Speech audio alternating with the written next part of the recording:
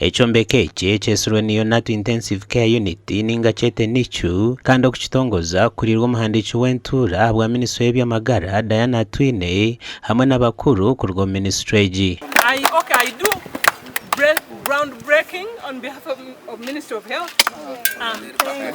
Already twakira abana 13 abari mu kategori y'abana bato munonga abana 16 twatwitiwe mu toto wodi 13 mu mwaka nababari abazirwa basyaberera bakija basyaberera kandi ubwo mwe nabwo twatabaragurije mwe tuferwa abana bintu kukirayo so ntwenda ngwirirwa rero tutandika kombeka area berere dutiyambe 1 kureba ngo batunga aho kwicara twaturaga kutwabasa kwimprovinga service tukubahereza n'ingoherezo tukubahereza. Irwaro rya Mbarara na Munonga Toto wodi niryakira abana 15 kandi hari aba 13 n'abarukwije abakiri bato Munonga hamwe n'aba barukuzarwa batahikire nitize bucango Munonga Twine right now Twine abashaho abo kurebera aberera ahitura hati abashaho abanasa mukaga kandi n'abashaho babire abakura ba pediatricians nabo tubaka training kuba ni neurologists niga ba specializing nini konka ikikuru mukira Munonga cyenda Munonga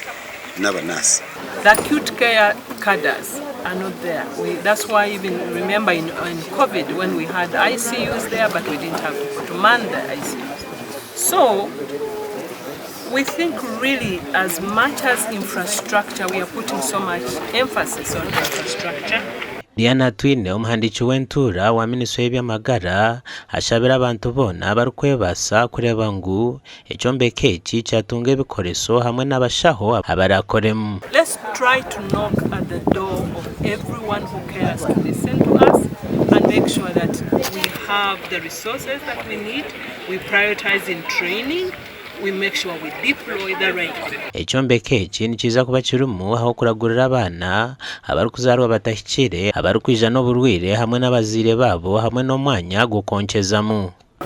We need to increase acute care services in the country by training more and deploying more specialists in not only neonatal services but also in acute care. I want to commit myself to do this work in abnormal situation, because the normal situation is where people or workers work only 8 hours, but we shall be working 24 hours. Adolf Ayureka, TV West.